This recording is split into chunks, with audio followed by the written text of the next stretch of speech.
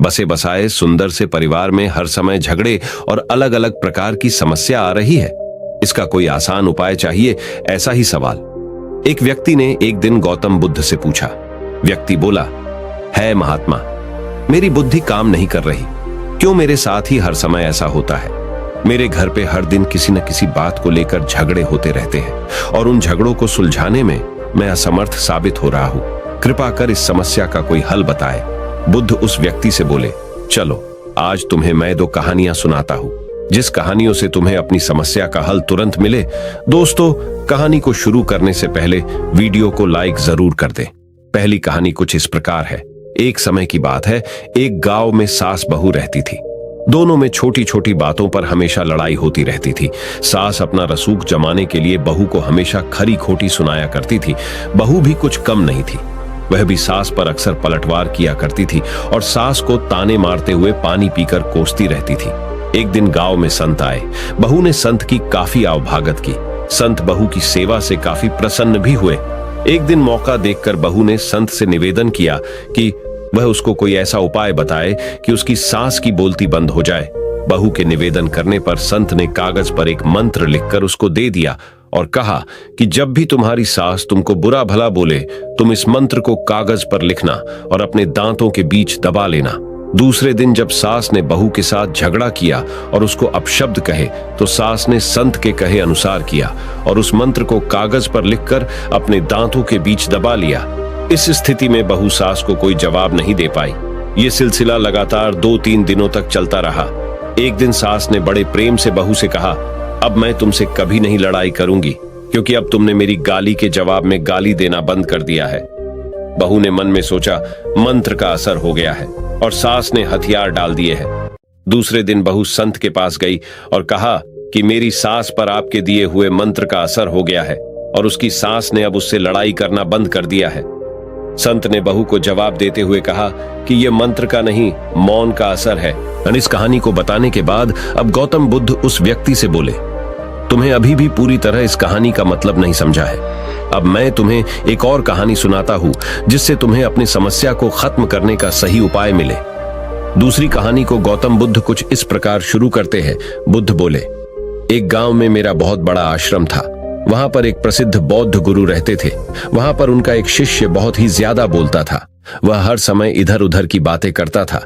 जब वह दान लेने के लिए जाता तो हर घर से एक नई कहानी लेकर आता और आश्रम के दूसरे शिष्यों को सुनाता था। एक शिष्य की दूसरे से बुराई करता, चुगली करता और दूसरों के सामने अच्छा बनने का प्रयास करता। खुद के मुंह से ही खुद की ही तारीफ करता रहता और हमेशा खुद को गुरु के सामने सबसे बुद्धिमान और उत्तम साबित करने का प्रयास करता।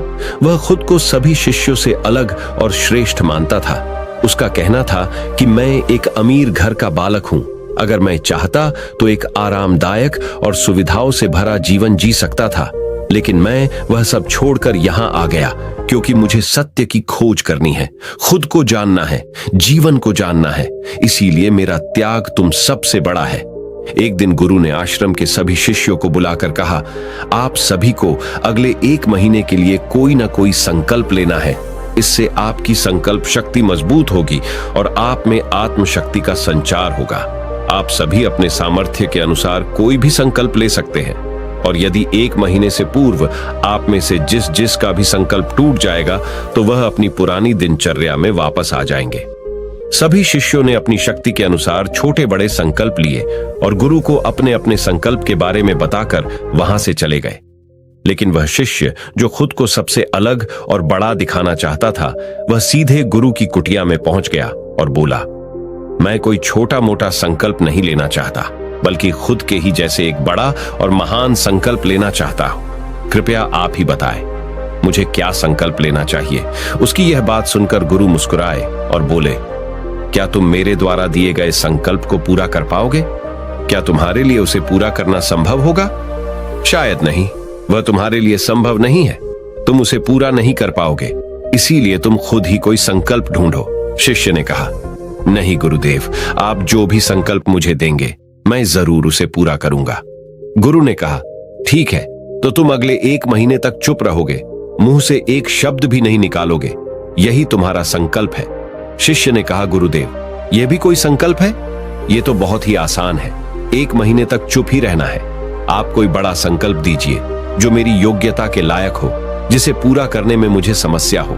गुरु ने कहा, पहले तुम इस संकल्प को तो पूरा करके दिखाओ। शिष्य ने गुरु की बात मान ली और वह उसी समय चुप हो गया और पलटकर कुटिया से बाहर चला गया। उसे चुप रहना बहुत आसान लग रहा था। उसने एक दिन तो जैसे तैसे चुप रहकर काट लिया, लेकिन दूसरे दिन से उसके मन में ना बोलने का बोझ बढ़ने लगा। तीसरे दिन उसे भारीपन महसूस होने लगा और चौथे दिन उसके अंदर एक अजीब सी बेचैनी होने लगी, क्योंकि आसपास आश्रम के सभी शिष्य एक दूसरे से बातें कर रहे थे। वह भी अपना पक्ष उनके सामने रखना चाहता था और उनकी बोलती बंद कर देना चाहता था, लेकिन उसका संकल्प उसके आड़े आ रहा था। इसीलिए वह पूरे दिन सिर्फ मुंह और आंखें बनाता रहता। इसी तरीके से कुछ दिन और बीते और वह शिष्य बीमार पड़ गया। उसका सिर फटा जा रहा था।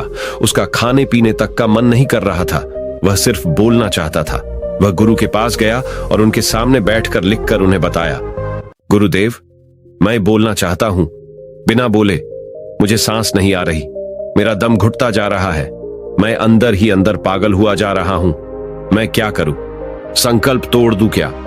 ये पढ़कर गुरु मुस्कुराए और बोले, संकल्प तो तोड़ने के लिए ही होते हैं, लेकिन जो अपने संकल्प को पूरा कर लेता है वही अपनी आंतरिक शक्ति को बढ़ा पाता है, और जो अपनी आंतरिक शक्ति को बढ़ा लेता है वह समाज और जागृति की राह पर आगे बढ़ जाता है। संकल्प का लेना भी तुम्हारे हाथ में था और इसे तोड़ना भी तुम्हारे ही हाथ में है। तुम्हारे बहुत से भाई अपने संकल्प को तोड़कर अपनी पुरानी दिनचर्या पर वापस आ चुके हैं। अगर तुमसे नहीं हो पा रहा तो तुम भी संकल्प तोड़कर अपनी पुरानी दिनचर्या पर वापस जा सकते हो। लेकिन याद रहे, अगर आज तुम इस छोटे से संकल्प को नहीं संभाल पा रहे तो तुम अपनी बाकी की पूरी जिंदगी को कैसे संभाल सकोगे? बाकी फैसला पूरी तरह से तुम्हारे हाथों में है। गुरु की यह बात उस शिष्य के दिल में चोट कर गई। वह बिना कुछ बोले वहां से वापस चला गया और खुद को अपनी कुटिया में बंद कर लिया। वह केवल अपने जरूरी कामों के लिए ही कुटिया से बाहर निकलता, बाकी सारे समय कुटिया के अंदर ही बैठा रहता। 15 दिन बीत चुके थे और आश्रम के लगभग सभी शिष्यों का संकल्प अब तक टूट चुका था, लेकिन उसका संकल्प अभी भी जारी था। संकल्प लेने के बाद से अब तक उसने एक शब्द भी नहीं बोला था। सारा आश्रम हैरान था कि इतना बोलने वाला इंसान चुप कैसे हो गया। 15 दिन बीतने के बाद वह दोबारा अपने गुरु के पास गया और लिखकर बताया है, गुरुदेव, मैं बाहर से तो चुप हूं, लेकिन मेरे भीतर बहुत सी आवाजें अभी भी हैं, बहुत सी चीख पुकार और शिकायतें हैं। मैं अंदर ही अंदर बात करता रहता हूं। मेरा मन तरह तरह के प्रश्न पूछता रहता है। मैं बाहर से जितना मौन हूं, भीतर से उतने ही शोर शराबे से भरा हुआ हूं। क्या इस तरह से मेरा संकल्प अभी भी जारी है? गुरु ने कहा, हां, तुम्हारा संकल्प अभी भी जारी है, लेकिन जब तक लोगों की यह आवाजें तुम्हारे कानों में पड़ती रहेंगी, तुम्हारा मन बोलता रहेगा, क्योंकि इसे तो आदत है बोलने की। तुम भले ही बाहर से चुप रहो, लेकिन तुम अंदर ही अंदर बोलते रहोगे। तुम्हें इन बातों से, इन आवाजों से दूर जाना पड़ेगा।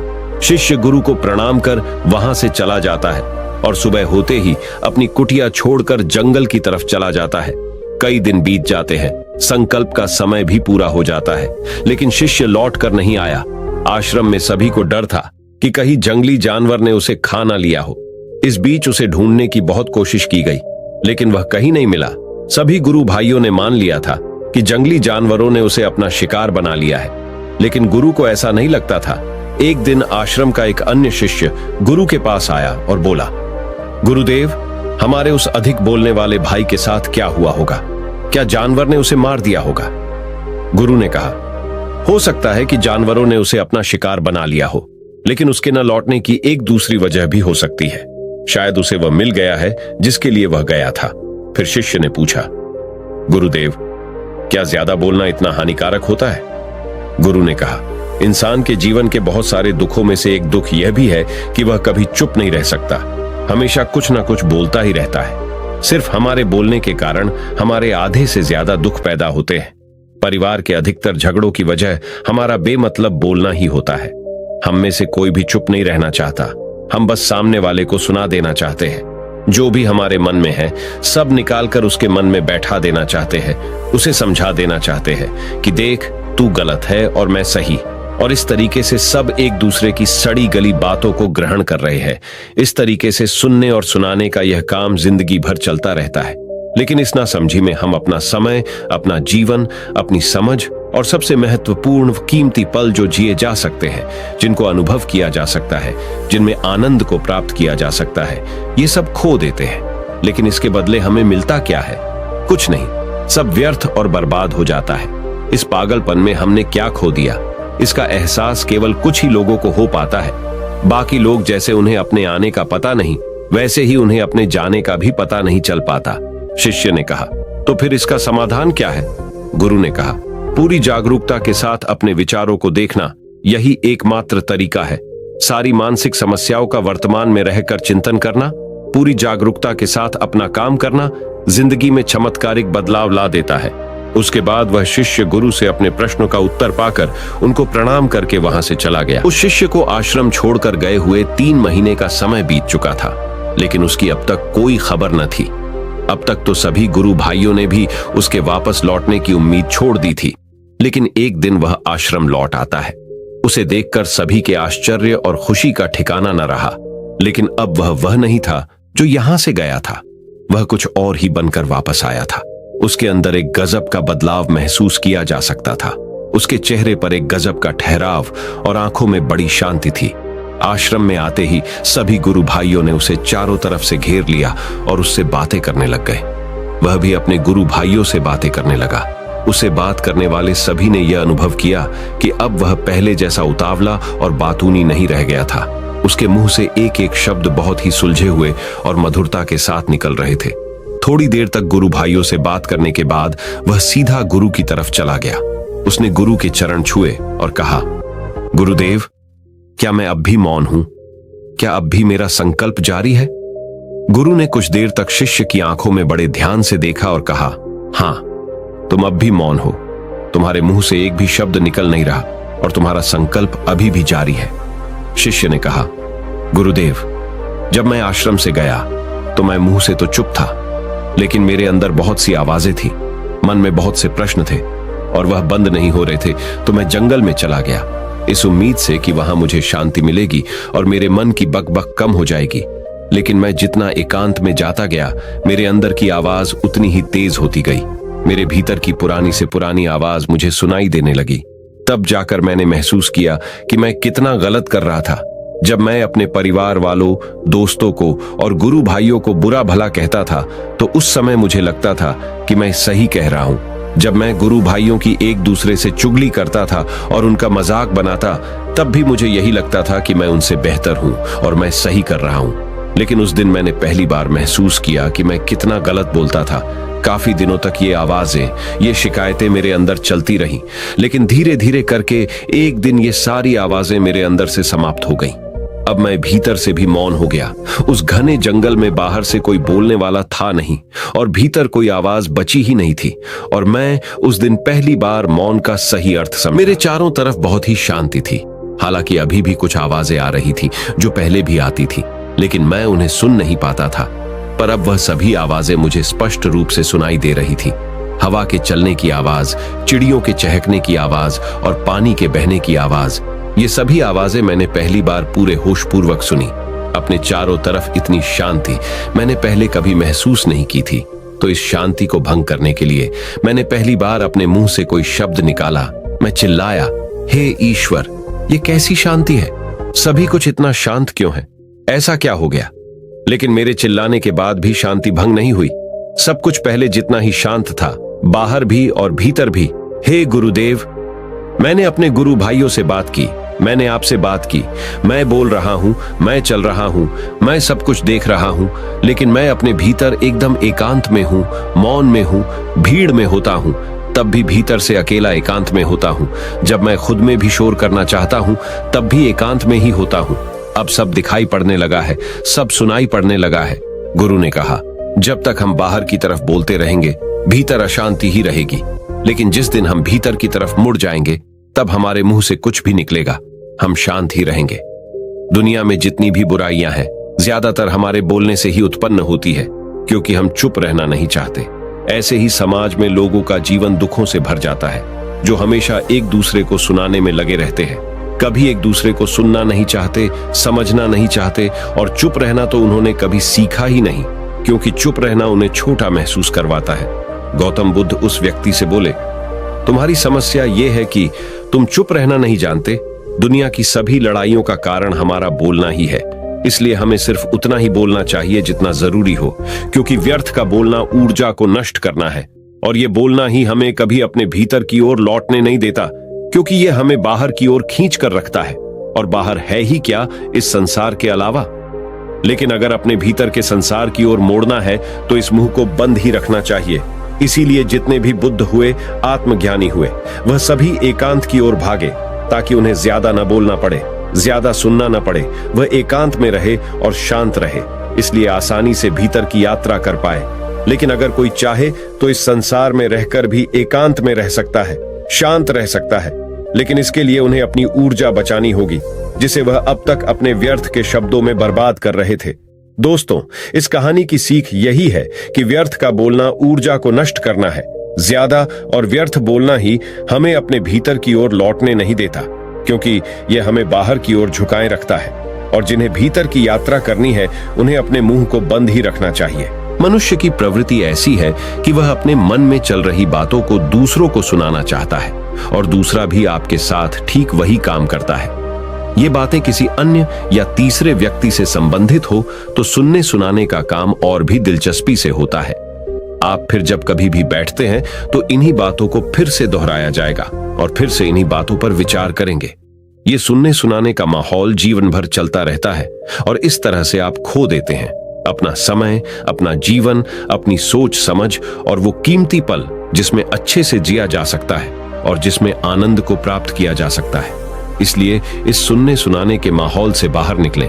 आप जितनी भूख उतना भोजन खाते हैं, और जितनी जरूरत उतना ही कार्य करते हैं। लेकिन क्या आपने इस बारे में कभी सोचा है कि आप कितना बोलते हैं? क्या आप उतना ही बोलते हैं जितनी आवश्यकता है, या अनावश्यक ही सारे दिन बोलते हैं? इस बारे में कभी अकेले बैठकर जरूर सोचिए कि आज आपने दिन भर में कितना बोला, क्या बोला, और सबसे जरूर कि क्यों बोला। इनमें से कितनी बातें जरूरी थी और कितनी अनावश्यक। आपके जीवन में बदलाव आपको खुद ब खुद दिखना शुरू होंगे। परिवार में सुख और शांति रहेगी, और आपके रिश्ते और भी ज्यादा मजबूत होने लगेंगे। दोस्तों, अगर आपको इस कहानी से सीखने मिला हो तो हमारे चैनल को सब्सक्राइब जरूर कर देना, और अपने दोस्तों के साथ या अपने परिवार के साथ इस वीडियो को शेयर करके उन्हें भी कम बोलने का फायदा दिखाइए। धन्यवाद। नमो बुद्धाय।